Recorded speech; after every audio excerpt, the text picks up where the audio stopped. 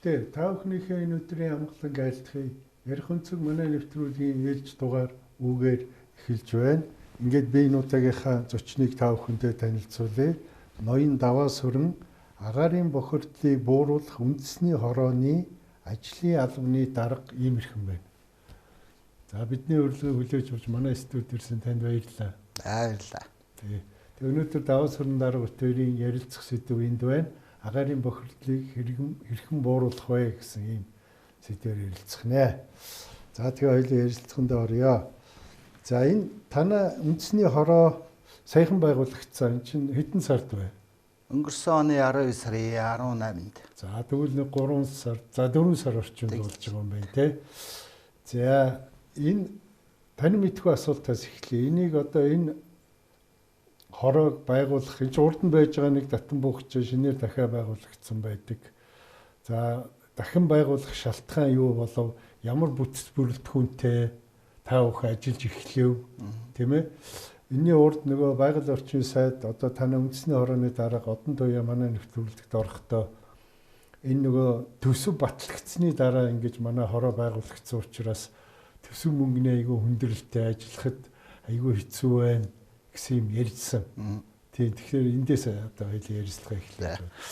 За өмнө орчныг бууруулах үндэсний хороо гэж байгуулагдаад хэд удаа 2-3 удаа ажиллаад татан богдаад ингээд байгаль орчны яамны сайдын харайнд байж байгаа нийслэлийн засаг даргын дэрэгч болоод ингээд янз янзээр явж байгаад тэгээд татан богдож байгаа. За өнгөрсөн оны 12 сарын 18-ны засгийн газрын тогтоолоор агаарын бохирдлыг бууруулах үндэсний хороо гэж байгуулсан. Өмнө нь болохоор орчныг бууруулж орчны бохирдлыг бууруулах те. Энэ болохоор за ус, хөрс, агаар гэж их өргөн хүрээнд байсан. Их том байсан юм тийм. Энэ удаа бол ямарсан агаарын бохирдол гэж богцсон. Энэ нь бол агаар гэдэг бол олон жил яриад олон төвшөнд хийж байгаа гэсэн бодиттой бүр сайн буурч өгөхгүй байна. За 19 онд тодорхой хэмжээнд буурсан. Тэгээд тэр хэмжээгээ бол хадгалаад өшөө доош нь буулгаж чадахгүй. Эргээгээ дээш алдчихлаа. Тийм болохоор энэ удаа бол агаар гэж зөвхөн энэ дээр богцлоод энэ дээр ажиллая. Агаар гэдэг нь одоо утаал гэсэн үг шүү дээ. Төсөөл агаарын бохирдол тий.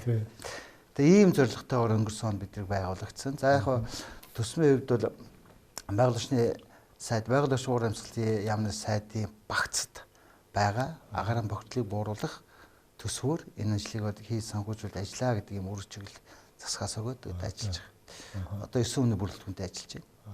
За хорооны бүрэлдэхүүнд бол одоо 11 яам байгаа. За нийслэлийн засаг даргын хамгийн газар байгаа. Зарим нэг ааглалгад өөрөөр хэлэх юм бол онцгой байдал, цагдаа зэрэг юм ааглалгад орсон 21 хүний 21 байгууллагын гишүүнчлэлтэй үндэсний хороо үйл ажиллагаа яваад байж байна. За агаарын бохирдлыг бууруулах үндэсний хорооны үндсэн чиг үүрэг нь юу вэ гэвэл энэ төрийн байгууллагуудын хоорондын уялдаа холбоог хангаж өгөх.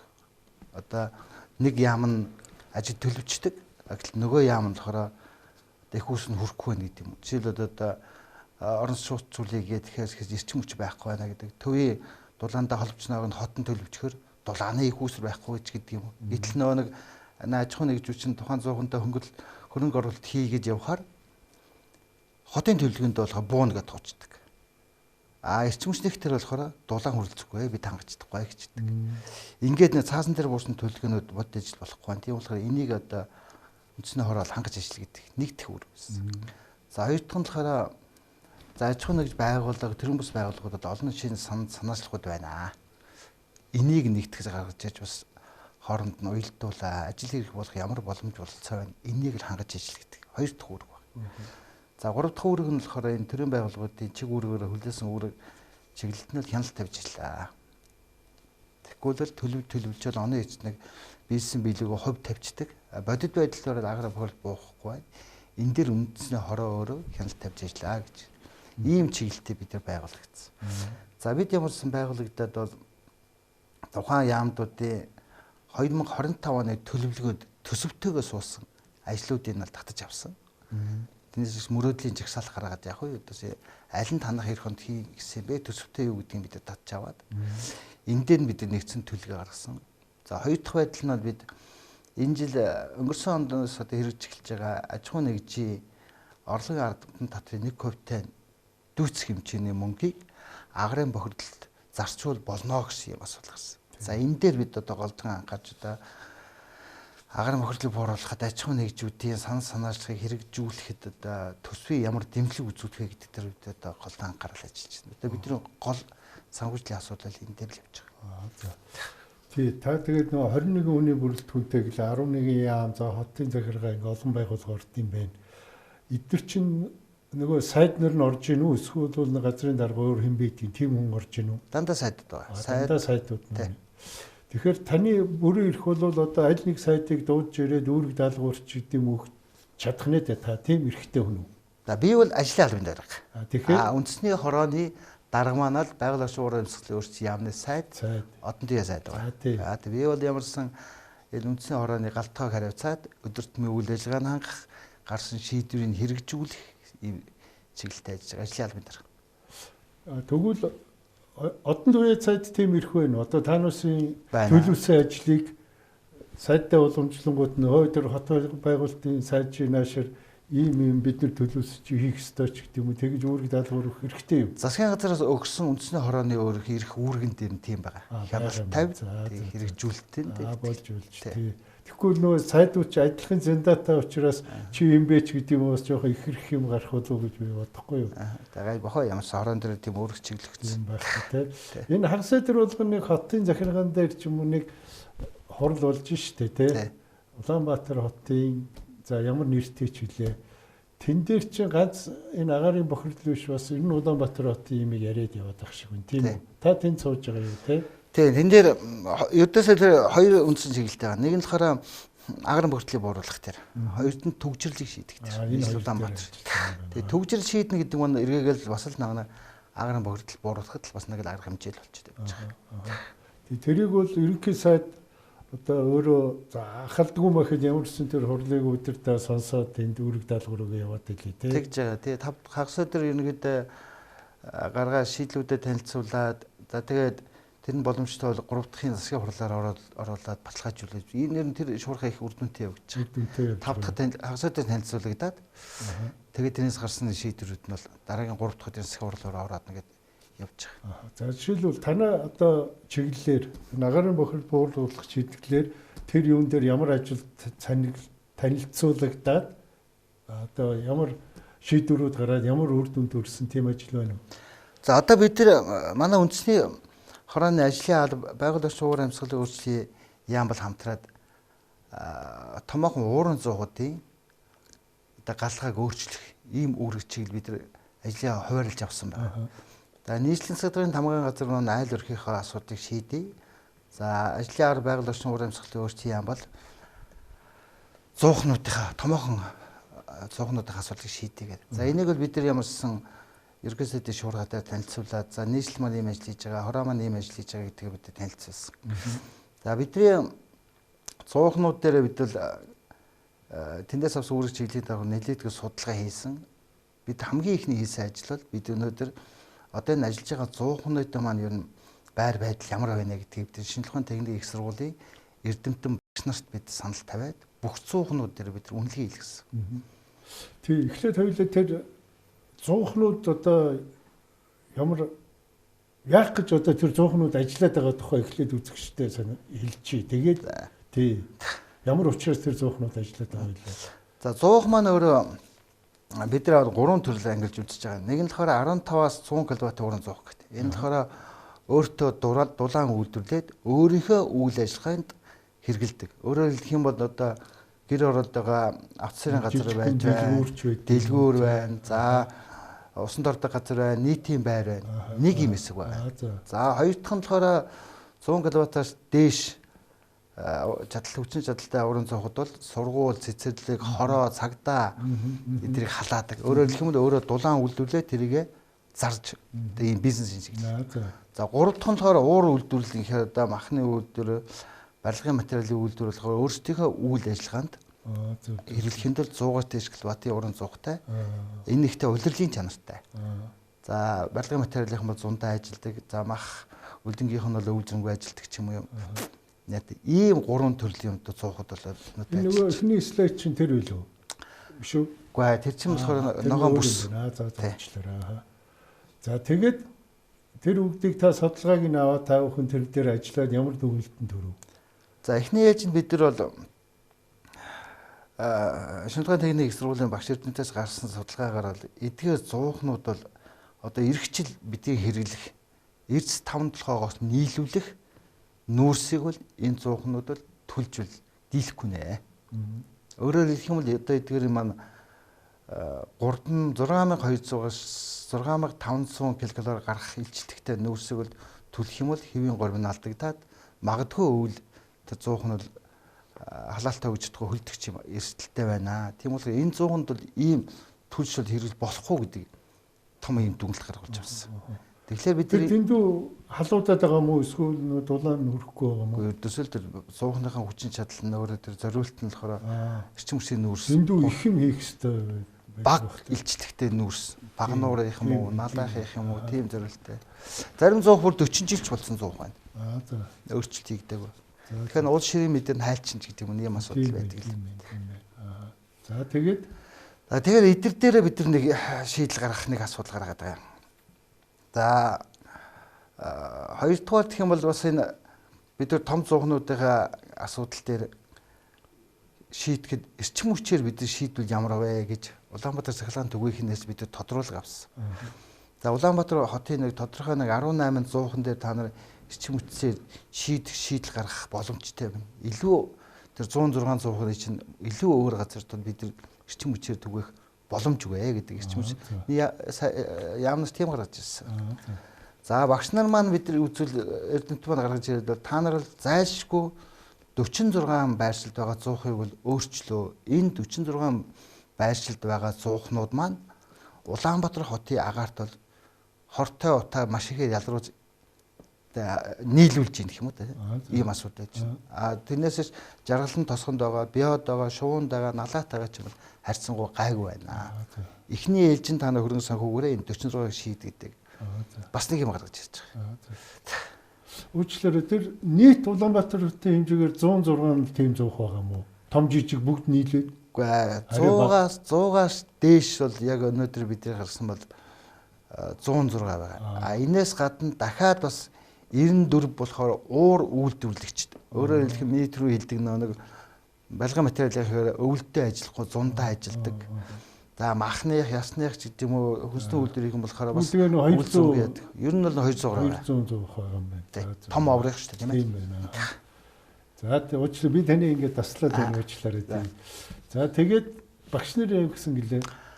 Багш нарын энэ зуухад нэн тэргүүн 46 зуухыг л өөрчлөө. Энийг тэр нүүрсээр төлдөг одоогийн орчныг нь бол байгаа байдлаар нь галлуулаад явах боломжгүй шүү.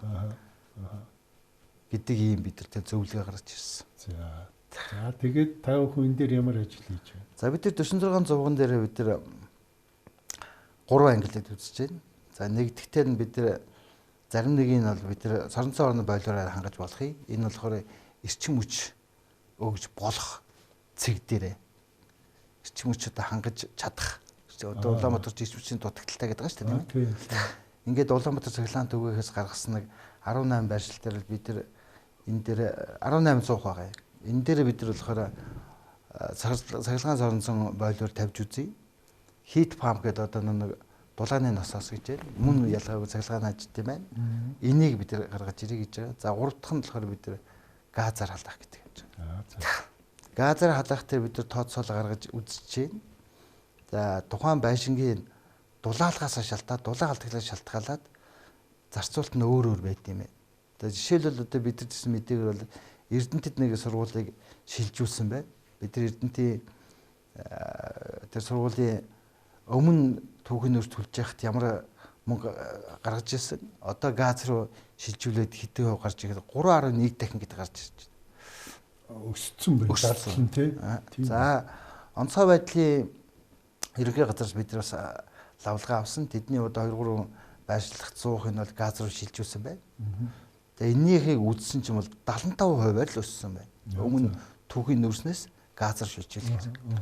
Тэгэхээр энэ бол юуг харгалж байгааг бол тухайн байшингийнхаа дулаан алдагдлалтай холбоотой. Бид нар ерөнхийдөө бол газар хангах дээр л ер нь л жоохон төлхөө анхаарч байгаа. Яагаад гэвэл нэгдүгээр бид нар эрчим хүчний дутагдaltaй байна. За хоёрдугаар бид газараа шийдчих юм бол энэ нэгдүгээрт утаагаа шийтгэс гадна хоёрдугаарт хөрсний бохирдлыг шийдэж. Үнс гарахгүй байна. Үнс агаарт хийсэхгүй, агаарт хөрсөө бохирдуулахгүй байна, агаараа бохирдуулахгүй байна. Тийм болохоор энэ бол хоёр талын давуу талтай ашигтай маа гэж бас үзүүлээд байна. За. Энэ дулаалга ирсэн дээр ойлаа над нэг юм асуулт байгаа маа. Энэ пассив гамбаа гэж хүн байдаг. Энэ одоо энэ пассив байшин гэдэг юм аа одоо их сурталжилж ингэж явдаг хүн байдгийг. Би тэр үнийг бас хуваараа тань. Тэр үнтэй танаа одоо танаа байгууллага жишээлбэл уулзаж үзсэн үү? Тэднүүсийн энэ санал болгоод байгаа юмыг сонсч үзсэн үү та бүхэн? Бид нар уулзаад бид нар бодтой нэг санал тавьсан. Ер нь бол одоо манай талаас тавьсан санал бол бид бол одоо байгаа байшин дулаан алдагт ихтэй байна. Энийг пассив болох боломж байна уу гэдгийг санал тавьсан. Гэтэл пассив барилга үйлдвэр суурьасаа хэлдэг юм аа, бүр ундаамаас хэлдэг. Тийм болохоор одоо байгаа байшингийг бол бүр буулгаж иж барихгүй бол тэн дээр нэг дулаалга хийх тийм ойлголт биш ээ. Энэ бол хэцүү. Ань шинээр төлөвлөд одоо тэр хаус хороол үүсгэж байгаа бол тэн дээр чинь бид энэ пассив барилгууд бариад явах юм бол эрчим хүч одоо дулаан дээр хэмнэлттэй. Ер нь бол 60% бол хэмнэх боломжтой гэх тийм тооцоо байт юм билээ. Тийм. Энэ пассив гамбай дээр бид нар тавьж байгаа санал бол нэг юм байшингуудаа бид нар бас нэг юм одоо хүмүүст сургалт хийхээр хотын төвд нэг юм хүмүүс хүрэхэд одоо боломжтой ойрхон газар тийм газар яаж өгөөч гаргаж өгөөч. Тэр нь болохоор түр газар байж болно. Заавал эзэмшүүлэх гэдгээр биш. Тэн дээр бид энэ байшин гэж ингэж барьдаг. Ингэж дулаалт, ингэж хийдэг. Бүр байшингаа бариад үзүүлээ тий. Тэгэхээр юун дээр одоо найрамдалт юм уу Төв аймаг тэгэхээр хүмүүс зорж очихгүй байна. Энэ пассив байшингаар нэг хүнтэй зайдаа том байшин шиг хүмүүс байлгаад байна. Энгийн байшингууд дурт ингэж барьж болно. Тийм болохоор ийм сургалтын төв байгуулахаар нэм газар бидэрт зохицуулж өгөөч гэдэг ийм санал тавьсан. Ер нь бол би нэг л юм ойлгосон болохоор одоо байгаа байшинг бол бид нар пассив болох юм бол сувраас нь л хэлэх хэрэгтэй. Тийм би зүгээр пассив гамбаг ярьсан дээр би үзэгчтэй бас зүгээр зарим улсад нь бас зөвлөгөө болох болов гэж үүднээс өөртөө тохиолдсон явдлыг тохиолдох ч байхтай тийм явдлыг ярих гэж бодсон. Тэрний юу гэхээр би энэ уулын амд нэг байранд амьдэрдэг л да. Тэгээд тэнд амьдраа 10 гаруй жил болсон. Тэгээд нэлийн дулаан алдагталтай байшин байсан. Тэгээд 2 жилийн өмнө, за 3 жилийн өмнө болчлоо. Ерөөсөө энэ дулаан алдагтлаа багасхыг гээд би гамбаг урьж ирээд байшингаа үзүүлээд ингээд зөвлөгөө авсан. Энийг одоо яаж дулаан алдагтлын багасах вэ гамбаа гэдэг. Гамбаа бол над их үнэтэй зөвлөгөөнүүд өгсөн. Тэр нь юунаас эхлэх вэ гэхээр эхлээд нөгөө нэг одоо энэ нөгөө дулаан алдж байгаа юунуудыг чи энэ аппаратаа улсууд ирээд ингээ хэмжээд ингээд те ингэж штэ те тэрнээс эхэл гэж байгаа юм. За ингээд хаагуур дулаан алдж байгаагаа чи мэдээд авна тийм ээ. За тэгэл одоо тэрийг арилах ажлаа хийнэ гэж.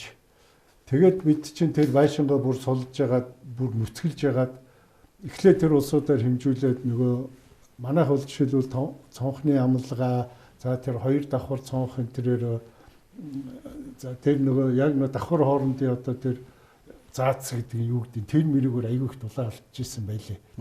Тэгээд гамбагийн зөвлөгөөнөөр цонхнуудаа солио тэр амлагаануудаа шинээр хийлгээд тэгээд тэр нөгөө нэг доод давхрынхаа одоо бүр шалын авч хийж байгаа тэр чинь зүгээр цементэн дээр шалаа тавьсан байсан байгаа байхгүй юу?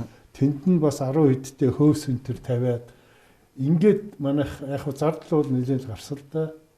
Тэгээд ингээд яасан чинь манай халаалтын юу за нэг бараг 42 буурсан шүү. Тэгэхээр би зүгээр энийг юу гэж ярьж байгаа нэхээр над чиг ийм зовлонтой байсан улсууд хэрвээ ингээд шийдэх юм бол ийм гаргалгаа бол байд юм байлээ шүү л гэдгийг би ер нь л хүн өөрийнхөө бие оншилчоод тэгээд эндээ эмчилдэггүй мөгөнд санаа зовдөг шүү дээ. За нэг үзүүлчих юмсан миний өвчин гэдэг. Тэр шиг байшингаа онцлуул хамгийн зөв юм билээ. Бид нар нэг бас өвөл гандангийн хоёр айл дээр үзсэн. Үүрээр үздэг юм байлээ. Яг хаанаас дулаалж яана.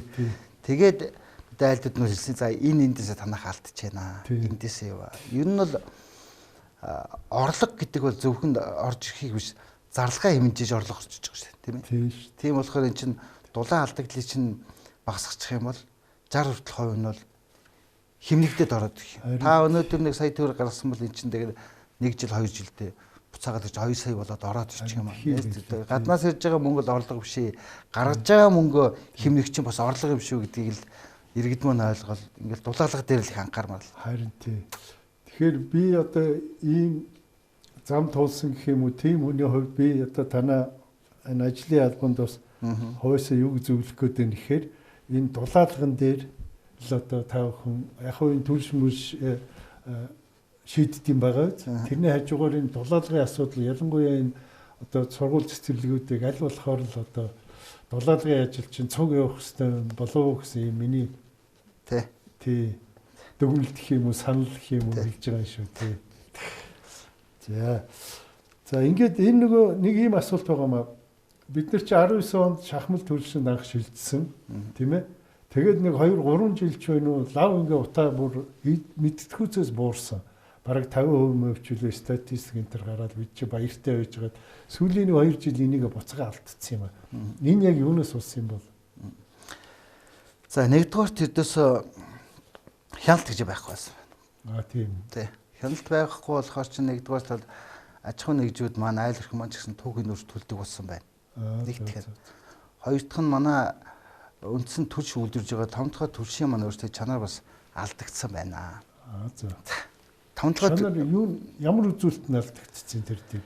За нэгдүгээр гэх юм бол тэр юуных асуудал байна. Чиглэг жигд хэмжээнд гарахгүй байна. За. За хоёрдугаар тэр хатаалтын горим өөрчлөгдсөн байна. Одоо хүмүүс хэлээд байгаа шүү дээ. Баруун талын үйлдвэрээс нь авахаар бол тийм гадна талын гялгар. Эсвэл анх бид нар 19 20 онд төлж байхад төршний гадна талын гялгар байсан. Сүүлийн үед одоо ирж байгаа төршин маань ийм барцгар бүрсгэр болцсон гэдэг. Тэгээ эн чинь юунаас хөл одоо гол нийлүүлж байгаа зөв үйлдвэр маань өөрөө төлшөө утаагаар утаж хатаадаг болсон байна. Ингээ нэг бүрсгэр тортог ихтэй болохоор айл өрх чинь гэртээ нүүрсээ задлж 100-тай хийх биш. Гадаа шуудаад байхад нь задлаад гялар утанд хийгээд гэртээ одоо тэр тоос буржигнуулахын тулд гадаа уутанд хийж гэртээ оруулаад ууттай төлдөг. Өнөөдөр нэг айл болохоор нэг л уут төлж чинь гэж боддог л яг үзэхэр чи өглөө 7 өнгөрөөд галахтаа 172 мянган айл өрх чинь тэгэл 1-2-3 гэж байгаа юм шиг л гялар уут төлдөг шүү. Тэр үйлдвэрлэж гарч байгаа бүтээгдэхүүнээ чанар алдагдаад тэгэхээр хэрэглэгч байгаа хүмүүс бас гормын дагуу төлөхгүй юм асуудал үүсэж байна. Тэгэхээр бидний 5 дахь түвшийнхээ энэ үйлдвэрлэлийн хатаалтын арга хэмжээг бид одоо өөрчлөлт гэдэг юу тавьж байгаа.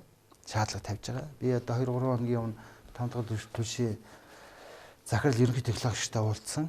Нэр нь өвлийн та нар үйлдвэрлэлээр энийг өөрчлөе шүү. Энийг эртхэн шиг хөрөнгө мөнгө одоо 5 сар 15-наас галдгаа зогсохоор үйлдвэр зогсох бах. Энэ дээр энийг та нар өөрчлөе гэдэг шаардлага тавьж байгаа. За хоёрдугаар гэх юм бол үйлдвэр маань өөртөө жигд одоо доголдолгүй явахгүй болохоор шугам дээр явж байгаа үйлдвэр юу нэг хэсэг дээр гацтай байна. Гацдаг юм. Тэгэхээр яадаг вэ нөгөө чинь хатаалтандаа эцсийн бүтээгдэхүүн болж гараагүй юм чинь дахиж нөгөө нэг төлшөө сайжруулсан төлшөө эхнээс нь үйлдвэрлэлийг явуулдаг. Тэгэхээр юу болж байгааг бол эхлэлтээ энэ чинь барцалдуулагчийг хольчиж байгаа шүү дээ. Холиод барцалдуулаад явж байталны газар шугам гацхаар тэрийгэ дахиж буталж оруулаад дахиж барцалдуулаад холигддог. Инхээр төршинд бол технологийн картаар бол 5% барцалдуулагч орох хэрэгтэй бол энэ 6 7 зарим бүр 12% хүртэл гараад ирдэг. Тэгэхээр нэг хүмүүс чинь яриад байдаг чинь төлшчин заримдаа юм барцгар болоод байна. Түлхээр нэг юм барцалдаад зарим нь болохоор муу асч чээн гэдэг асуудал үүсдэг. Тэгэхээр үйлдвэр өөрөө гормоор жигд ажиллахгүйгээс болж ийм доголдол үүсэв. Бид нар 19 онд анх үйлдвэрлэлээр ингэж явж байгаад бол горим болгон дээр хяналт тавьдаг байсан л яг 24 цагаар 7 хоног болгоно 24 цагаар жижирлдэг байсан. Шугам болгоноос нь дээж авдаг байсан. Юу маань барцалдуулагч маань тухайн үед би нийслэл мэргэжлийн хяналтад ажиллаж байсан. Мэргэжлийн хяналтын бүхэл чиглэлийн байцаагч нар өдөр болгон хяналт тавиад мэдээг аваад аль шугам хэдэн цаг доголдсон байна. Алин дээр нь жигд ажилласан байна гэдэг хяналт тавьдаг байсан. Ингээд явхад бол энэ бүтээгдэхүүнээ гарч байгаа эцсийн чанар ч гэсэн өөр байдаг байсан. За одоо тэгээд явхад тэгээд төрсний чанар дээрээ ч алдагдсан байна. За барьцалдуулагч гэсэн эргэлзээтэй байна. Зарим бидэд галаас орж ирсэн мэдээг авлаа. Энэ бол үүсгэжтэй үзүүлэлтүүд бүрэн үзүүлгүүч гэсэн ийм шаардлагууд бас гарч ирж байна. Ер нь тэгэхэд одоо шууд хэлэхэд бол бүтээгдэхүүн чанар бол бас нэлээд доголдож гарч ижээ. Гэдэг л энэ энэний ч бодит илэрлэл нь одоо гадаад байгаа агаарч өөр ямар байгаад вэ? Бид нар хэн бүхэн мэднэ. 19-20 онд ямар байлаа, тэрнээс хойш ямар байдал хүрч юу? Энэ нөгөө та ингээд мэрэгжлийн хяналт байхдаа тэнд их мундаг хяналт тавьдаг байсан юм байна. Тэгээд энэ мэрэгжлийн хяналт хэдэн он тараачлаа нэг? 22 онд. Тэгвэл тэгээд хяналт нь алдагдчихсан юм байна, тийм үү? Ер нь ингэсэн байна. За 22 оны 12 сарын 31-нд татан боогдсон. Ингээд бид нар бол байгаа бүрэлдэхүүнээрээ яам агентлагийн нийслэл рүү байцаагч нарыг шилжүүлж гисэн. За тухайн үед чинь агаарын чанарыг яг хариуцдаг байсан байцаагч нар ихтэл өсөлт одоо 10 хэдэн хүн байсан та. Сүүлд нь одоо байгаа нэгчлэг 4-5 хүн байгаа мó. Оцсон хяналтынхаа хүнийг үргэлж сөөрцсөн л байл л да. Тэгэхээр ч яаж хяналт нь хүрэх вэ дээ. Энэ тооноос чанарт гэдэг чинь тийм ээ. Тоо хүрэхгүй байгаад тэд яаж хяналтаад явах вэ? Энэ сони юм энэ би энэ агарын бохирдлын сонсгол монсгол дээр нь тэр сууж үзсэн байхгүй юу? Сонирхож тэн дээр ингээд гişүүд ингээд асуугаад ингээд ахад тэр 5-7 түлший чинь тэр ерөнхий инженер үлээ тэр хүн бол ингээд бүр мэлзээл хэлээ. Бид нар 3 бүр яг баримталж байгаа манай бүтээгдэхүүн стандарт Монгол улсынхаа стандарт урд нь ч нийцдэгээс өнөөдөр ч нийцж байгаа гэл ингээд л байд юм байлээ. Тий. Танихаар бол тэнд хамгийн гол алдаанууд тэнд гарсан байна шүү дээ. Тий. Ерөнхийдөө юунд одоо эхлээд нэг юу мэдлэг түүхий хэд маань тэгээ барьцалтуулагч маань орно шүү дээ тийм ээ. Энэ орохдоо гормороо л ороо явж байгаа. Тэгээ одоо 5.95-ын харьцаатай явж байгаад гацчлаа. Ингээ болчихлоо шүү дээ. Энэ дотор ч юм бол барьцалтуулагч орцсон. Гэхдээ хатаалгаараа ороогүй. Тэгээд энэ чи хатаагүй юм чи яхан бутлахтай буцаж дамжлал руу орно.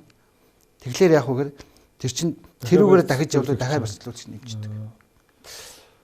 Тэгэхээр л энэ харьцаа алдагдаад байхгүй. Тэгвэл тэр нөхөр чинь энэ улсын гишүүдэд буруу мэдээлэл өгч ирсэн байна шүү дээ. Тэр нь болохоор байнга эвдрээд байдаг л бахал да. Тэгтэл тэр юуг нь дүнгийн харахад ер нь бол 5% байл барьж чадахгүй юм асуудал үүсэж байна. Тий. За одоо тэгээд за та дөрөв ярьсан нөгөө гэр орооллын айл өрхүүдэд хотын захиргааны хариуцъя. За танаа алба болохоор нөгөө том зуухутай хариуцъя гэсэн гээд. За Нямба дарга маань болохоор яг шийдлүүдээ ингээд яриад яваад байна лээ. Гэр орооллын одоо 30 нэр за тэр эхлээд нэг 30 мянган айлыг 100-ын солио гэжсэн нийгмийн эсэргүүцэлтэд тулсан уу яасан тэрийг болчих шиг болно лээ. Одоо тэгээ газ руу шилжүүлнэ гэж юм яриад байна л дээ. Тэр одоо миний ойлгож байгаа бол ийм боллонтой газруудыг л одоо айл өргөхд өгөх гээд байна уу? Тэр тань тэр талаар мэдээлэл байна уу? Ер нь энэ жил ер нь яг би энэ дээр нэг дасамж хэлчихэд богино дунд урт хугацаанд бид энэ утаанасаа яаж салах вэ гэдэг. Энэ дээр энэ бол 27 хоногт бол бид энэ хатуу түлшээсээ татгалцъя гэж байгаа. Айл өргөх. 26 онд бол бид нэр эрдэс тавталгаан юу байна? Түлшээ төлнө. Эрдэс тавталгаагаас. За 27 он мөн эрдэс тавталгаа түүхий дээр хийсэн түлшээ төлнө. Энээс хойш бид нь бол газ, эрчим хүч, сэргээгдэх эрчим хүч. За зарим айлгаа бид нар мэдээж энэ хооронд орон сууцуулт явагдана. Ингээд ер нь Улаанбаатар хот хатуу түлшээсээ татгалзъя гэж байгаа. За энэний эхлээ ахлах юм бол эх жилээс 50,000 айл өрхийг газ болон эрчим хүчээр хангая гэдэг. Тэгээд одоо байгаль орчин уур амьсгалын өөрчлөлтийн сайд нийслэлийн засаг дарга бол хамтраад ногоон, шар бүс гэдэг бид бүсээ гаргах гэж байгаа. Тийм гэсэн. Ингээд 50,000 айл өрхий маань 10,000-ын болохоор эрчим хүчээр хангая гэж байгаа. Энэ дээр болохоор хийт памп буюу дулааны насоосоор айл өрхийг хангая. Энэ болохоор байшин оруулах юм. За гэр хорооллын бол гэртээ айлуудаа яах вэ гэх юм бол газ болооноор LPG, LNG гэж байгаа. Ер нь бол яг LPG нэг зөрөөтэй юм яриад байгаа. Тэрийг сайн ойлгохгүй. LPG нь болохоор яг л одоо нэг айл өрхөд газар яадаг штэ. Тэгээ газ ашигладаг штэ. Тэгээ хоолой чигээл явж байдаг. Тийм л зөөврийн ямар хийж байгаа. Элийн жил нөхөр шогмоороо явуулна хангаана гэж байгаа тийм. Энэ нь бол LPG-гээр явахад болооны айлынхаа гадаан байрлуулад тэгээд гэж байгаа. Ер нь бол нэг аюулын хувьд бол тэр хөдөлмөрийн хамгааллын асуудал нэлээд өндөр гайгүй юм билээ. Би ч гэсэн анх надад ойлгохдоо нөгөө нэг 5 литрийн болоонтой газ тэгээд нэг түлхэл хасаадаг газын плит 2 хэмжээнд би төсөөлттэй байсан. За яг ингээд нарийн мэдээлэл аваад шуураад тэр болоон гаднаа байрлуулчихна. 100хан дотроо байчна. Тэгээд тэр гадна талын тоолууд дээр том мэдрэгчтэй 5 секунд л тэр газ асаагүй 5 секунд ажиллахад автоматар гаднаа хаагдчихдаг. Дотор одоо нэг 100 одоо санаанд гүүгээр унгах юм уу хүүхэд шовмын сугуулах ч юм уу ийм газ алдсан тохиолдолд гаднаа хаачдаг. Одоо энэ бол олон дэлхийн улсууд одоо 100 гаруй жил газ ашиглаж үзсэн. Тэгээд дэлбэрхэн дэлбэрэл угаартах нь угаартаад зовлонгоо үдцсэн болохоор сайжруулах технологи байдаг юм байна л да. Тэгээд тэрийг л нэвтрүүлнэ. Бидний өөрсдөө айдас бол яг л нэг 5-ын боллонтой юмас тэгэл газ нь алдчихвал яана нэг сохтуу нөхөр хөлөөрөө мулталчвал угаартчихвал юм болов гэдэг юм байна л да. Тэгэхээр 100-ууд одоо шал өөрөл болцсон. Би нэг юм сошиал дээр нэг мэрэгжлийн хүний тийм юу уншсан шүү дээ.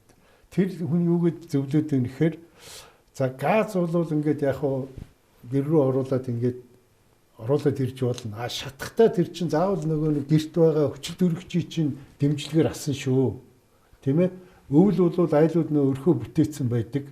Тийм учраас тэнд чинь хүчил төрөгчийн дутагдал явна шүү тэр айлт чинь гэж юм битсэн байсан байхгүй юу?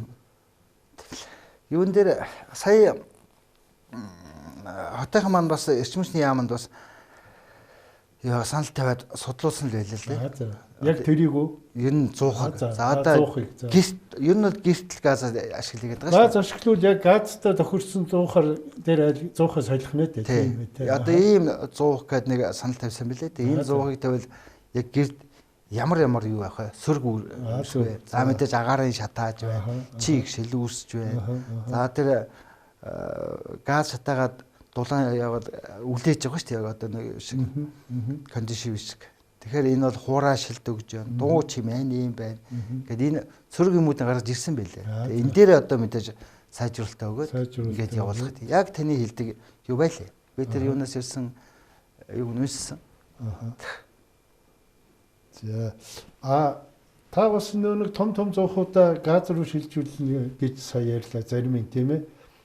За гэр оролдвол яг нэг 5-10 литрийн боллонтой өрөөд ирж болно. Тэр том зоохуудыг чи яаж хангах юм? Нөө хоолоогоор яг бас л зөв. За бид нар ингэж байгаа.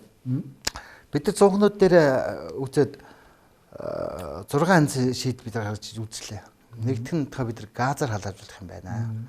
Хоёрд нь соронзон орны бойлоор бид гэж нэвтрүүлж болох юм байна. Гуравт нь одоо дулааны насаас бол хит памп гэдэг тэр нь л болохоор 100-аа буулгаад объектын дээр нь байрлуулах юм байна. За ийм 3 шийдэл. Дөрөвдөр нь бид нар болохоор за энэ гарж байгаа 100-нд өөрчлөлт оруулахгүйгээр гарж байгаа утаагийн сорж аваад шүүдэг нэг юм шин юу вэ? Технологи танилцуулсан бидэрт.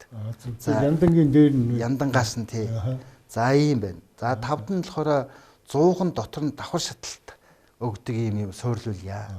Ийм 5-д. За 6-нд болохоор яг одоо байгаа 100 ч юм болохоор ашиглуулын коэффициент нэг 45% гэдэг байгаа. За багш нар бол нэг 75 80 байхад бол утаа гаргалт багаснаа. Энэ байгаа 100-ыг гүйцэд ашиглахгүй байна гэдэг байхгүй юу. Тэгвэл энэ 100-ыг бас яг адилхан 100-аар уран 100-аар солиё гэдэг санал ирсэн. Ингээд 6 төрлийн юм байна. За бид нар бол 6 дахь нь бол боломжгүй маа. 100-ыг 100-аар сольж хөрөнгө оруулалт хийгээд яах вэ? За нөгөөх нь болохоор агаарт үүсч гарч байгаа яндагаас гарч байгаа утааг нь сороод шүүлтүүрээ гаргаж явах нэг систем. Дотор нь давхар шаталт хийх том төхөөрөм суйрлуулыг энэ хоёрын бид сая эрдэмтдийн зөвлөөр оруулсан. За бойлоор хит памп хоёроос оруулсан. За эрдэмтэд бол ямарсан за бойлоор хит пампыг бол олон улс хэрэгэлцээ. Энэ бол болно. Хэрэглээ явж. За нөгөө хоёрыг нь бол Улаанбаатар хотод Монголд туршиж үзээгүй юм байна. Энийг нэг тодорхой нэг 100 дээр туршиж үзье. Зарим нэгэн тооцоолуулаа багш эрдэмтдтэйгээ хамтарч сайжруулаа. Тэгсэн тохиолдолд дахиж эрдэмтдийн зөвлөөр оруулаад хэрэгжилж болох юм аа гэсэн. Ер нь агаараа мөртлөг бол үндэсний орон хажуудаа нэг 11 хүний бүр түнд эрдэмтдийн зөвлөл ажиллаж байгаа. Энэ дээр химийн юм байна, зуухныхан байна, эрчим хүчнийх юм байна, гадаад шин агаарынхан байна гэдэг. Тэгээ ер нь бид нар инженерийн шийдэл чи эргээд эрдэмтдийнхээ бас юутай санаа бодолтой уялдуулъя. Тэгжээж энэ эцсийн захиргааны шийдвэр гаргая гэдэг үүднээс л ингэж явж байна л. Тэгээ энэ 6-гаахаа бид нар 5-ыг хэрэгжүүл болох юм а гэж үзэл явж байгаа. Газан дээр хэрэгжүүлээд явхад бол болоо нь бол гадналтай байрлах бас та их том хэдүүлээс бол 3-6 гал байж байгаа. Тэгээ нэг 2 ээлжтэй 2 үтэй машины 2 банктай байдаг шүү дээ. Тэр шиг 6 юм уу 5 100 хүчин чадлаас байгаад гадаа нь байрлуулчихъя. Тэгээ эндээс ийгэл ийшээ явахад л энэ захаад төв рүүгөө очиод нэг болооны газ дууссан шүү мэдээгээ өгөө явцдаг. Тийм ухаалаг системтэй юм байлээ л дээ. Ингээ хэрэгжүүл явъя. Би зүгээр энгийн амьдралаас харахад байна шүү дээ. Ийм шүү. Ийм байд юм байлээ. Бид нар зүгээр нөгөө ахын газыг ингээд өдөө авчиад ингээд жоохон сэрүүхэнд л нөгөө газ маань нөгөө ажиллахгүй хүлдчихдэг юм байлээ шүү дээ. Тэрийг яаж шийдэх гэж байгаа юм? Тэгээ эн чинь хасгаж ярантай болов хэлээ. Тэр хүртэл юунд ажиллах боломжтой гэсэн шүү дээ. Тэр хоолой тэр нөгөө ахын газ ч болохоор нимхэн ийм хөнгөн цагаан юутай болохоор асаагурч хүртэл зарчдаг шүү дээ тий. Тэрийг бол арай өөрөөр тий мэдээлэл явуулсан байхгүй. Одоо нөгөө 5 толгой түлш компани маань түлш эрчим хүчний яамны хариу байж байгаа хотын захиргаанд ирдсэн тий. За тэгээд Нямба дарга шийдвэр гаргаад энэ 5 толгой түлш энэ ямар ч хэрэггүй юм байна. Энийг одоо хаалаа энэ үйлдвэрийг бүхэн хаалаа гэж ингэж мэдгдсэн л дээ. Тэгсэн чинь та сая энэ хатуу түлшийг бид нэр 27 хүн хүртэл түлхэж байгааг хэлж үү. Тэр яагаад ингэж байгаа? За ийм байгаа.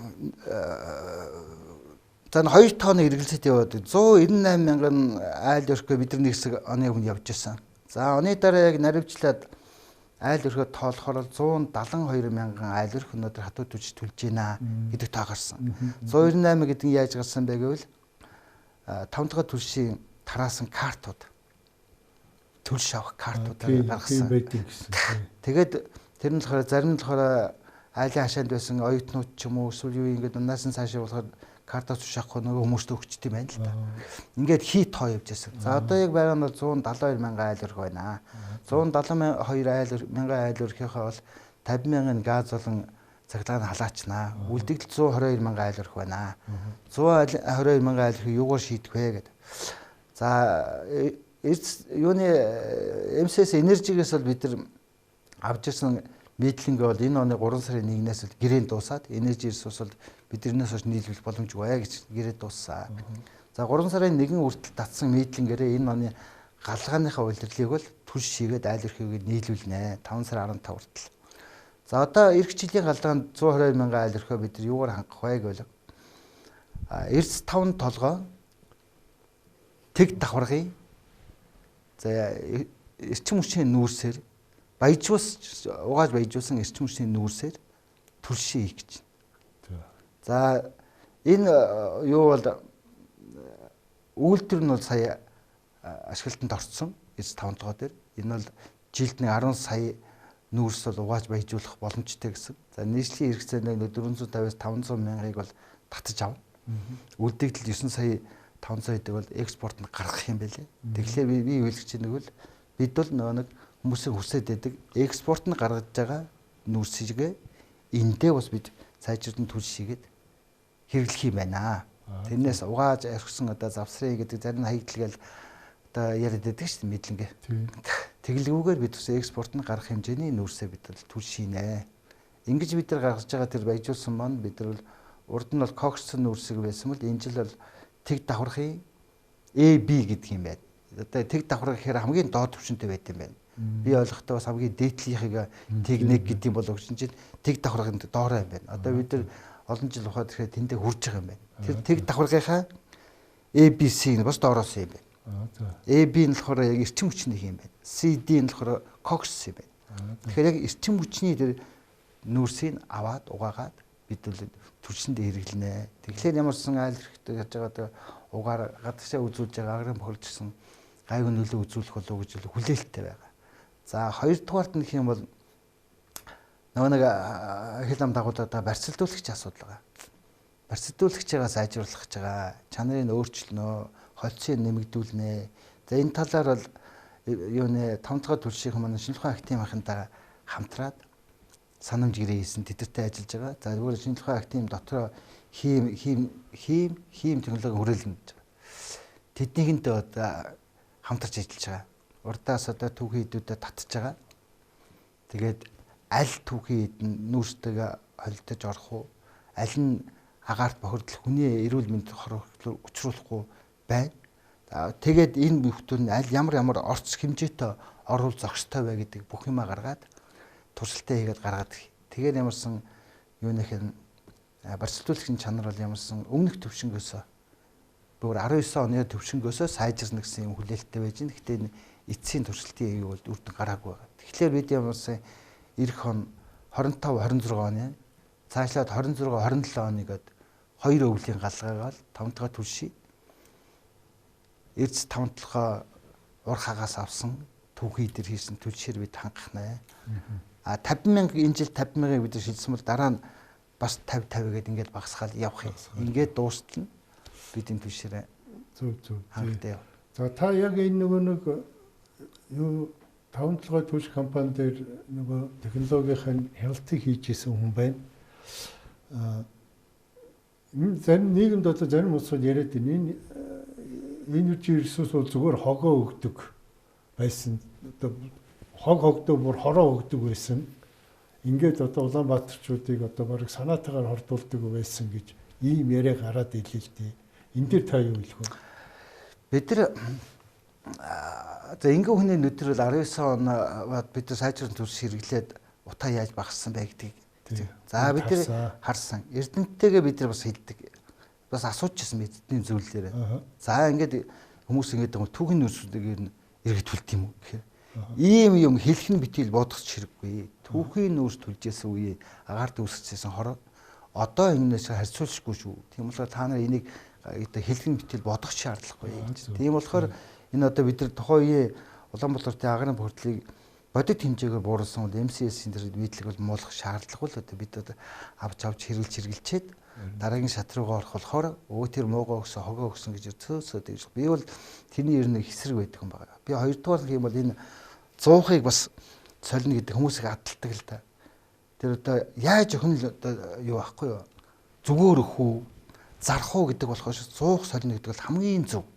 Одоо би нэг том 100хан дээр бид нар судалгаа хийгээд үзэхэд бол ер нь бол сая энэ бид түрүүн хяналт гэсэн хяналтгүй байх үе дээр 5 дахь түлшийг зүгээр л үйлдвэрлэл гаргаадсан болохоос ш хаана хэрэгжилж байгаа нь тэр сонирн байгаагүй. Зарим нь хотоос гадна хэрэгжилжсэн. Тэр битэл уурын зуухууд маань өөрсдөө нунтаг нийтлэн түлхэх ёстой зориултын уурын зуухан дээр барьцсан түлш түлсэн. Тэгэхээр яаж ийнэгөө зориултын бус түлш түлхээр гарч байгаа утаа нь илүү байдаг. Дутуу шатаадаг. Тэд яагаад ингэж яадаг вэ? Нэгдүгээр нийтлэнгээсээ барьцлуулсан сайжруулсан түлш мөн өөрөө хямдхан гараадсан. Хоёрдугаар гэх юм бол шуудаатай наваа хийчихээр бохир заваамс цэвэрхэн байгаадсан. Ингээд агарын бохирдлоо бодлого амар хэлбэрээр бодоод ингээ хэрэгжүүлчихсэн. Бид нар 1 сарын 1-ээс 5 дахь түвшийнхэнтэйгээ хамтарч хэлээд энэ нийлүүлэлтийг уран зууханд бол болиулсан мэт. Тэгэхээр би юу хэлэх чинь 100 өөрөө түлшээ зориултаа бас яадаг. Одоо нийлж ингэж үүсдэг. Агаар бохирдлоо багасгадаг. Тэрнээс биш зүгээр нэг дурын зуухан дурын түлш хийжээж би зөвхөн гэрд дулаад суулна гэхээс агарын бохирдлыг бид бууруулдаг юм байна. Бид нар 19-20 онд бас цугтай холбоотой айлуудаар бид нар явж илээсэн л та. Тэгээ ер нь бол яг боломжтой айлч байдаг, боломжгүй айлч байдаг. Гэр ороолын айл эрхийн за бүр томоор тооцоолол 30-40% нь боломжгүй гэж үзэхэд үлдсэн 70% нь бол 100-аар шийдэх боломжтой л байдаг байхгүй. Тэгэхээр нэг 100-ыг зүгээр өхөө үгүй юу гэдэгтээ л буруу зөв ярьдаг болохоос биш 100-ыг солино гэдэг үлээс гарцаагүй зүг. Бид нар айлд ороод үзэхэд бол доод л нэг 2-3 хүн суужих бүгд л ухаалах утастай байдаг шүү. Ухаалаг утсыг өөрийнхөө амьдрал дээр хэрэглэхэд, өөрийнхөө одоо зардыг хэмнэхэд хэрэглээд одоо банк хашаараа явахад төлбөр тооцоо гүйж биш өөр гэрээсээ хийждэг бол яг 100-ыг та тэгж шинээр авч зээлээр авч хэрэглэснээр бас өөрийнхөө гарах зардлыг хэмнээд эргээгээд тэр 100 ч таны амьдралд бол дэм болохыг дийлээс бол ойлгох хэрэгтэй байна. Тэр чиг нь үүсгэж болохгүй. Энэ за ER-аас болоод одоо 5-7-оос авахар болж байгаа юм байна. Энэ хоёр нүүрсийн чанарыг одоо та бүхэн мэдээж харьцуулж судалсан л байлгүй те. Одоо илчлэг өөр одоо тэр өмсжилт юу гэж байдаг олон үзүүлэлт байдаг шүү дээ те. Энэ дээр ямар судалгааны дүн гарав? Энэ баяжуултан дээр тохируулал хийдэг юм байна. За. Тэгээ Улаанбаатар хотын хэрэгцээнд зориулсан түлшээ бол ийм байна. Заримдаа ч килограмм илчлэг мөр 7000-аар хүрчээдсэн. Тэгээ ийм шаардлагагүй. Үнсийг багасгах хэрэгтэй гэж манай 5-7 төвшин одоо яг энэ дээр захиалга хийгээд туршилтаа явуулаад юуныхын 9-5-ын тэр 100хан дээр бас үйлдвэр дээр бас тохируулга хийгээл явж байна. Ер нь бол өмнөхөөс арай сайжруулна гэж гаргаж бүх төвшөнд одоо туршилтаар хийгдээд явж байна. Сая агарын чанар сайжрахаар харагдаж байна. Би бол энэ дээрх өдргөр аль тугийн эдэн сайжирч байна. Барсалдуулагч нь сайжирч. Одоо дээрэс нь дахиад 5 дахь өвчийн хүнд хатаалгаа уураар утаагаар биш. Шийдчихэд тэгэхээр энэ л түлш бол нэлээд гайгүй төвчөнд гараад ирж шүү. За. Тий би уг нь ярилцлагын хамгийн түрүүнд асуух байсан баха. За одоо тэгэхээр өнгөрсөн одоо хамгийн сүүлд нь ч асуучих. Энэ та бүхэн тэр нэг утаа бууруулах дунд богн ингээд урт хугацааны юу төлөвлөсөн байна шүү дээ тий. Энийг нэг тайлбарлаад гал. Хэдэн оноос хэдэн он хүртэл ямар арга хэмжээ авснаар хэдэн хувь буурахаар байна. За. Ер нь бол за энэ жил 24-25 оных бол юуны энержигээс ирж байгаа. Нийтлэнгээр хийсэн түвшээр бид нар явж байгаа. За 25 оны сүүл 26 оных тэр бид нар эрс 5-7 гас нийлүүлсэн сайжруулсан түвш. За 26 27 оных мөн ялгаагүй ингэж явна. Ингээд бид нар бол 28 оны галгаанс эхлүүлээд хатуу түвшгүй. За энэ юугаар явах юм бэ гэвэл 28 оноос эхлүүлээд бид нар за нэг түрүүний хэлдэг LNG LPG гэдэг байгаа тийм ээ. Нэг нь шугамаараа явуулчихна. За нөгөөт нь болоонор гэж байгаа. За нөгөө дахиад нэг нь болох бид нар бол эрчим хүчийг бас яая гэж байгаа. Эрчим хүчээр халаач эхлэе гэж байгаа. Ер нь бол цагдаагийн станцууд нэмж орохоор байгаа шүү дээ. Одоо үндсэн хорон дээр ягдаад бид нар ч ингээ яхаж манай эрчим хүчний яамдах ингэ гэдэг шүү. 27 оны 6 сар хүртэл бид нарыг мартчихаал гэдэг. Тэрнээс хойш 26 оны 6 сар хүртэл бид нар наадчих яахгүй л. Тэгэхээр бид нар 28 оноос бол эрчим хүчнийхээ бас орж ирхий. Дээрээс нь сэргээгдэх эрчим хүч байна. Тэгээ орон сууцруулалт гэдгийг яваад тэгэхээр ер нь бол 28 оноос бол бид нар хатуу төвчнээс татгалзчих юм байна. Энэ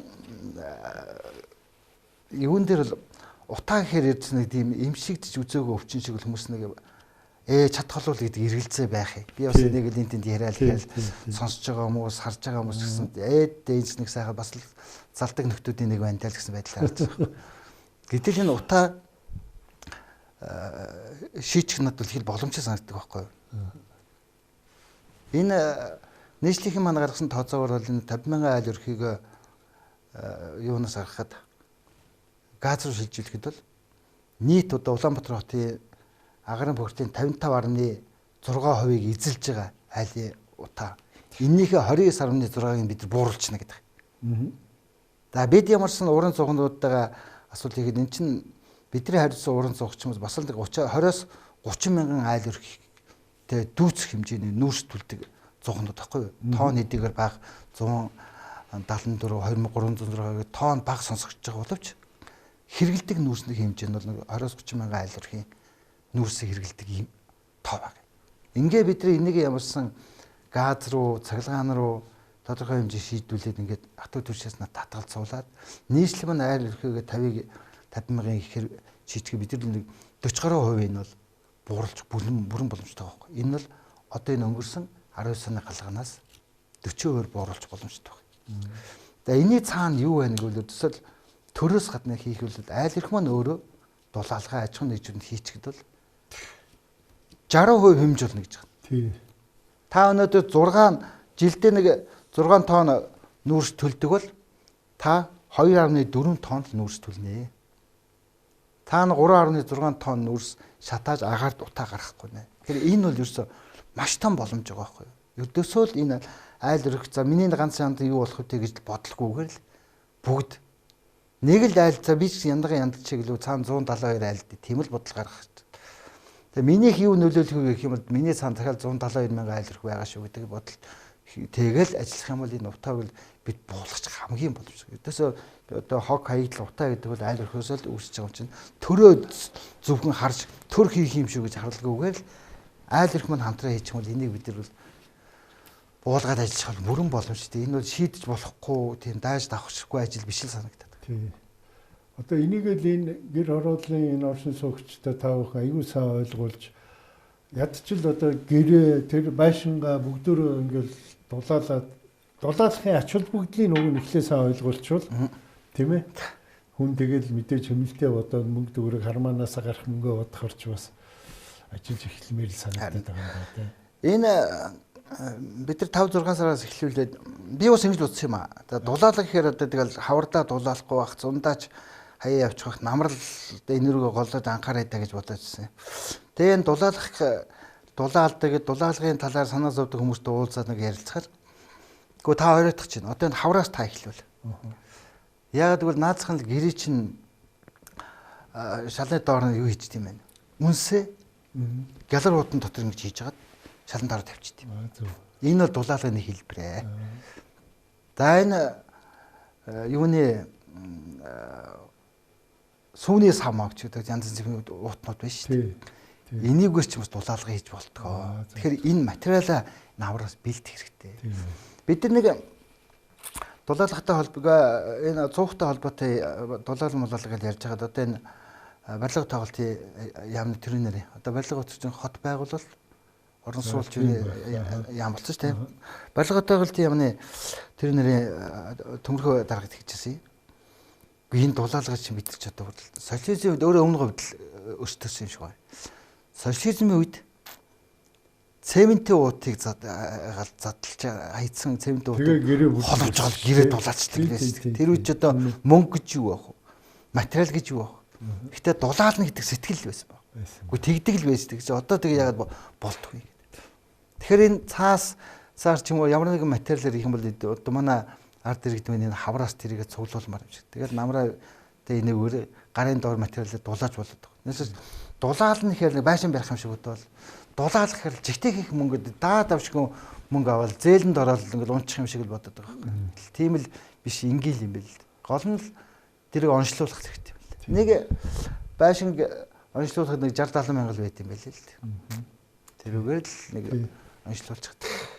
Би хаанаас дулаанаа алдж ийнэ гэдгийг л мэдчихэд бол ингэж хийж эхэлсэн. Тийм энэ за та хоёрт 3 минут үлдсэн биш үү? Энэ дээр та багтаага хариулж ярай. Энэ нэг та түрүү сая нэг тоо хэллээ. Энэ утааны 55.6%-ийг гэр хороол үүсгэдэг гэж. Саяхан бол тэр бид нар ч одоо энэ ямар тоо ярьдаг байсан гэхээр гэр хороол 93-4% эзэлж байгаа маа. Машин болвол яг нэг 2-3%, за 4% өсрээд гэдэг байсан чинь одоо саяхнаас гэр хороол 55%, за машин энтер бол бүр 40% руу ороод ирсэн. Энэ одоо урдны хин ийм тооцоо гаргаж байгаа. Одоо хин ийм тооцоо гаргахаар ийм их зөрөө гарч байгаа. За өмнө нь яхаа бас л жайкал гаргажсэн 70 хэдэн хувь гэр хороол уран зогноос гэж гэр хороолж гаргадаг байсан. Машины ижлэх хуваараа бага байсан. Сая сүүлийнх болохоор 2022 онд жайка бас судалгаа хийж өгсөн байлаа нийслэлд. Тэн дээр гаргаж ихтэй бол юу нэ айл өрхийн хөл 55.6 байлуу та.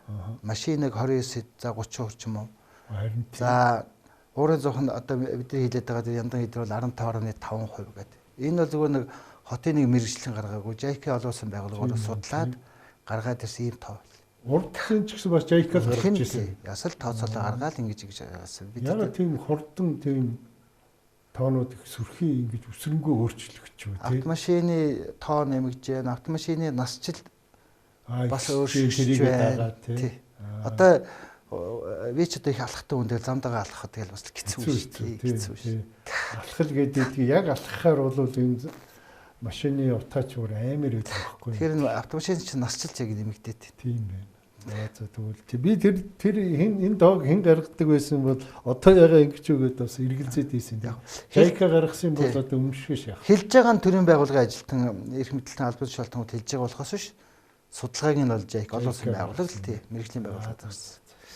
Би нэг иргэдтэй нэг хандаад нэг тэгдэггүй яах вэ? Энэ за товчхондоо хэлэхэд бол төрийн байгууллагаас бол уурын зуух за тодорхой хэмжээний айл өрхүүдийг бол газ руу шилжүүлэх, цахилгаан шилжүүлэх гэх төр юмс өөртөө оногч ажлуудаа бид хийнэ. За бид 100% бүгдийг хамруулдаг юм гэж явсан 70-80% бид нар хамруулаад тодорхой хэмжээнд үр дүн гаргана. Бидний хийсэн ажлын үр дүнгээс бол ямарсаа за 30-40 шим ахад бид нар 35 6 ямарсан хуваар бол бууруулнаа өнөөгийн төвшингээс. Одоо энэний цаанд юу вэ нэг бол аж ахуйн нэгж айл эрх маань дулаалга хийх юм бол дахиад та бүхэнд бол 30% бууруулах боломж нь байгаа. Энэ дээр бол манай аж ахуйн нэгж айл эрхүүднээс нэлээд ач холбогдол өгөөрөө. За нөгөө талд нь дахиад нөгөө саяны таны асуугаад байдаг юуны автомашины яндагаас гарч байгаа ялгаруулж байгаа угаар гэж байна. За энд 30% хүртэл байж байна. Манай үндэсний хорон дээр маш олон иргэд аж ахуйн нэгжүүд ирж уулзж байна. Автомашины яндагаас гарч байгаа угаарыг бууруулах ийм шин технологи байна. Автомашины идж байгаа бензин, дизелийн эдэлтийг багасгадаг ийм төхөөрөмжүүд байна гэж байна. Энэ бол олон улсын нэвсээс маш их юм байдаг юм. Бид нар энийг бол сурцалж өгөл гэж байгаа болохоос туршаад хэрэг алгадаж олон улсад хэрэгэлсэн эрдэмтдийн зөвлөлд оруулах шаардлага алга гадаад орнодоо энэ ч батлагдсан юм шиг. Тийм болохоор би энэ атмосферын хэрэглэдэг хүмүүст уриалж байгаа нь энэ манай агаарын бүртлэг бууруулах үндэсний орон дээр бид эдгээр аж ахуйн нэгжүүдийн мэдээллийг тавьж байгаа. Энийг аваад хэрэглээд үзээрэй та нар. Үнэн нь үнэтэй байж магадгүй. Бид нар зарим нэгэн юг нь үзсэн л гэхээр за нэг сая орчим төгрөгийн тэр юм суурлуулахад бензин эдэлт нь бол 18 20% ч бууруулж илүү үү. Тэгээ ингээд явахаар чинь буцаагаад нэг удаа гаргасан хөрөнгө оруулалт чинь жилдээ бараг хөгжих шахал юм л асуудал байлээ л дээ энэ бол. Тэгэхээр энэ дээр бас нөгөө нэг хийж чадахгүй байгаа бидний оролцож чадахгүй байгаа 30% дээр бас аж ахуйн нэгжим нь оролцоороо энэ дээр иргэд маань өөртөө автомашины шинэ технологи тавиарай. За бас нэг юм анхааруулж хэлэх нь бол одоо нийслэлийн засаг дарга байгууллагын суурин амьсгалын сайтай хамтарсан ногоон бүс. За хатуу төж төлөхгүй юм бүс тогтоож. Энэ бүс дээр бид нар бас юу санал оруулж байгааг бол колонкуудад евро 2 биш евро 5 зардаг. Тэр тухайн колонкуудаар үйлчилж байгаад утаа хэр зэрэг ялгаруулж байна. Энэ дээр бас хэмжилт хийгээд үйлчлдэг болъё гэдэг юм асуудал тавьж байгаа. Одоо магадгүй зарим хүмүүс бол дахиад нэг хязгаарлах нь боох нь хаах нь гэдэг юм бодож байгаа бах. Бид хит задгаа явлаа. Тэрнийхээ үр дүн эрүүл мэндээр төлөөд байна бид. Тийм болохоор энийгээ бид одоо болёо, эмх журамдаа орё, арай машина ундаг бол арчилдаг болёо. За хэрэгэлдэг бол тэр сайн чарны шатхууны хэрэгэлж чадахгүй байгаа бол тэр хэмндэг юм нь агаарын бүртэл бууруулдаг юм авч хэрэглээ. Ингээд бид явахгүй бол одоо зүгээр нэг урсгалаараа яваад бид энэ өвчнөөс салахгүй байна, угаараасаа салахгүй байна. Тэгээд төрн нэг талаасаа ажиллая, нөгөө талаасаа иргэд маань бас нэг хамтраад ажиллаарай. Энэ бол иргэдийн бид бүхний л өөрснөөс гаргаж байгаа л утаа угаар шүү дээ, тийм ээ. Тийм болохоор дан бас төрийг хараад суугаад бол эндээс бид арилж чадахгүй байлаа л гэж хэлнэ. Хамтарч ажиллая л гэж. Хамтрий. Тэгжээд бид эндээс нэг одоо бидний бүхэн тулгарсан нэг л асуудал проблем шүү дээ. Энийг тийм учраас ганц төрдөө даатах биш, иргэн бүргэн энэ дээр оролцооч байл гэж та уриалж байгаа юм тийм. За ингээд баярлалаа танд манай нэвтрүүлгийн цаг өндөрлсөн байна. Ингээд таны өнөөдрийн ярьсан юм одоо манай үзэгчид бас олон мэдээлэл олсон байх гэж ингэж найдаж байна. Тийм тэгээд манай мэрэгчлэлтний одоо энэ уриалгыг манай үзэгчид бас одоо дэмжиж ажилласаа гэж ингэж бас би давхар уриалж байна. Ингээд таны цаашдын ажилд өндөр амжилтыг хүсье. Баярлалаа. Үзэгчтэй манай өнөөдрийн нэвтрүүлэг өгөр өндөрлж байна. Дараагийн дугаараар уулзтраа түр баяртай.